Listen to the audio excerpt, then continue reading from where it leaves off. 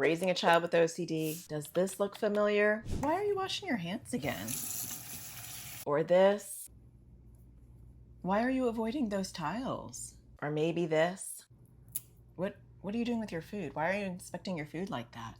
If you are getting nowhere trying to figure out what is going on with your child's OCD, that is about to change. I'm going to give you the helpful questions to ask so you can stop guessing and have an understanding of what is driving your child's OCD. Stay tuned. That's what's up next.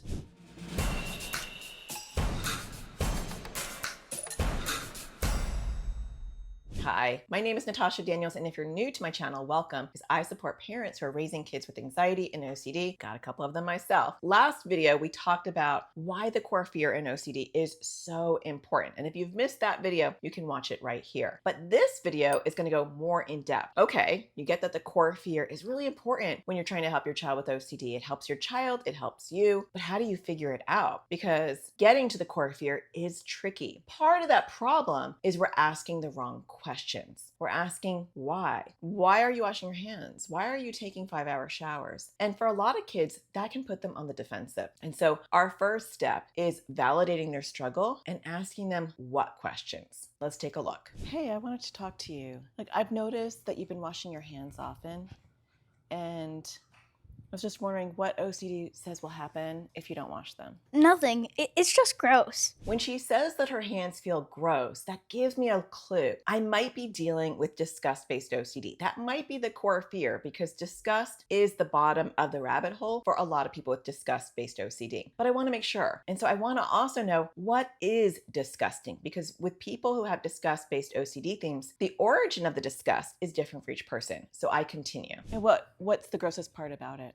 I feel like I may have gotten pee on them. Now I know the origin is pee or bodily fluid, but I want to circle back and just make sure that I'm not missing something. So I'm going to re-ask the question to make sure that I'm in the bottom of the rabbit hole. Okay, yeah, I could see where you'd think that is gross. What is the grossest part? What will happen? Nothing. It's just gross and I won't like it. She reiterates that it's nothing, it's just gross. And so I'm pretty confident that her core fear is that she will not be able to handle the overwhelming feeling of disgust, and that her OCD theme is disgust-based, and that the contamination core, like ground zero, is pee. That doesn't mean I'm going to stop asking questions. One conversation doesn't cut it. And actually, the examples that I'm showing you are ideal, and you'll probably have to have multiple discussions around this so you don't frustrate your child and, bombard them with questions. But I'm going to circle back. I'm going to look for, is this a theme in other areas? Is this core fear dominating other OCD themes or other compulsions? Because once you have an idea of what a core fear is, then you want to go back, play detective, and observe, watch for patterns, and have more of these questions around different behaviors, and you'll start to see a pattern when the core fear is the same in all of these different compulsions. Let's look at another example. Hey, I just want to talk to you. I noticed that you've been walking on the tiles in the kitchen and avoiding some of those. I wanted to explore that with you. What's the worst that would happen if you touch those tiles that I'm seeing you avoid?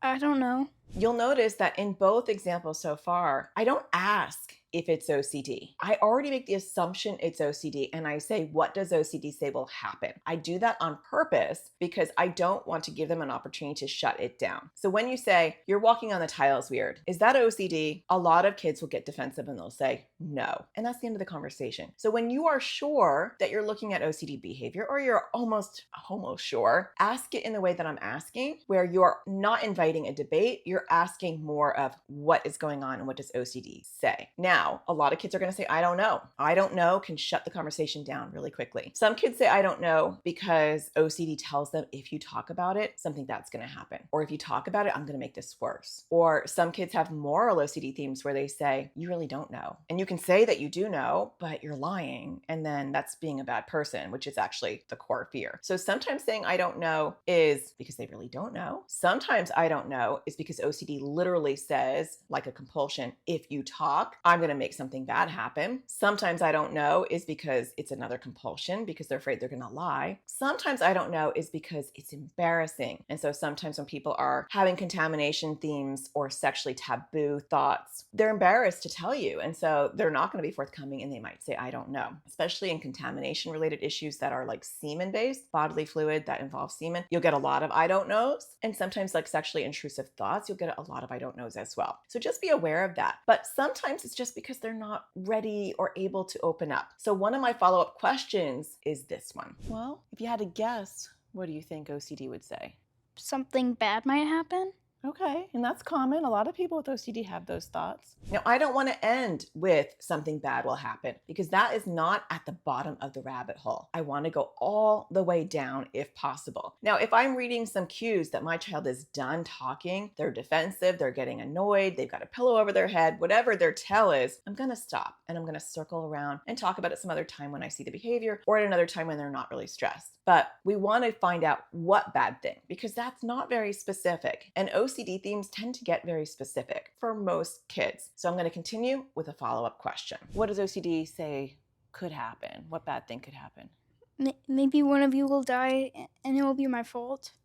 I get that that could be really scary. Okay, that answer kind of hits the bottom of the rabbit hole for me. So there's over responsibility, there's harm OCD. She is worried that her magical compulsion, her magical thinking compulsion of stepping and avoiding the tiles is keeping her family safe. The core fear is over responsibility. And so that gives me a lot of information. I may still want to know what would be the worst part of being responsible for your family's death. I know that seems stupid, but sometimes there's a core fear, like I won't be able to handle it, I'll get depressed, I might hurt myself. There are sometimes even deeper core fears, but I'm satisfied with that. And I feel like we got kind of towards the bottom of it. And I'm going to leave it at that for now. Let's look at one final example. Hey, I've noticed you've been inspecting your food a lot. I just wanted to talk to you about that. What does OCD say will happen if you don't inspect your food? I don't know. Maybe it has gone bad. Now, her saying maybe it's gone bad isn't the bottom of the rabbit hole for me because that doesn't tell me what does that mean? What is the core fear driving that? So she's inspecting her food. She's worried that her food is going to go bad, but what's the fear behind it? So I have another follow-up question. Yeah, I noticed that you are looking to make sure that things look or smell good. What would happen? What's the worst thing that could happen if it is bad? I could get sick. So you might think, okay, getting sick, we're done. We're at the bottom of the rabbit hole. That's her core fear. It's not the bottom enough for me. So I'd want to know, what does it mean to be sick? Some people are worried about getting a fever. Some people are worried about dying. Some people are worried about getting sick and spreading their illness to other people. Some people are just being worried about being gross. And some people are, let's listen to this answer. If you got sick though, what does OCD say would happen? Throwing up and not being able to stop. Yeah, so you're worried about throwing up and not being able to stop. So as you can see, the key in asking these questions is to keep exploring to get to that bottom of the rabbit hole, asking questions like, what is the worst part of? What's the scariest part of? What does OCD say? I do like to personify OCD. So if there's a name for OCD, that's even better. What does O Cloud say will happen? What does Mr. O say will happen?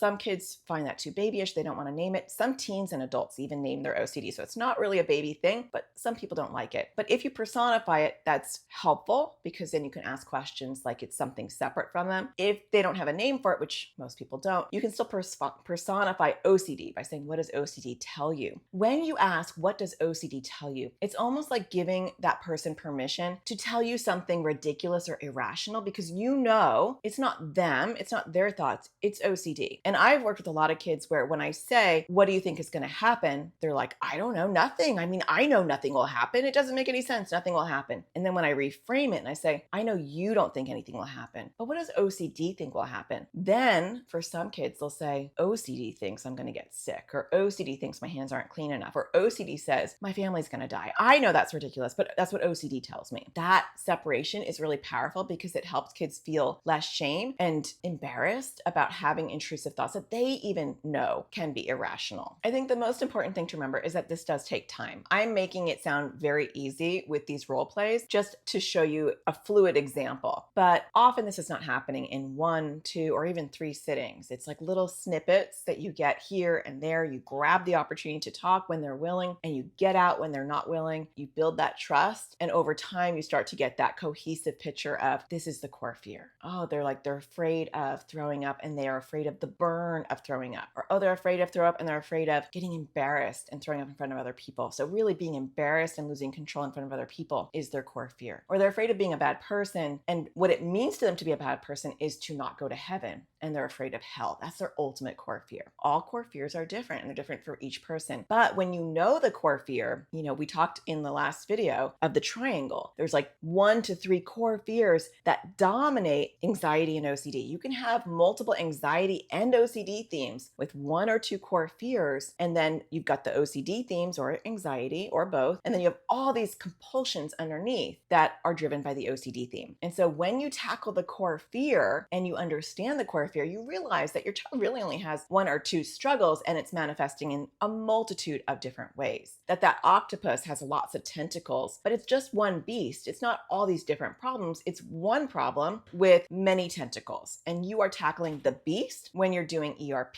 which is exposure response prevention, the go-to standard for helping kids with OCD. And in the next video, in this final video of this 3-part series, I am going to talk to you and I'm going to show you how exposure therapy looks different depending on your ability to understand the core fear. So don't forget to subscribe, hit the bell so you get notified. So the next video that's coming out on Wednesday will be how to use the core fear to do effective exposures. Stay tuned. That will be coming up next. If you want a PDF of how to ask these questions, I do have a free PDF that goes through the core fear questions and how to ask these things to your child, teen or young adult. You can get it for free at natashadaniels.com/core fear PDF. I'll talk to you next time. Take care.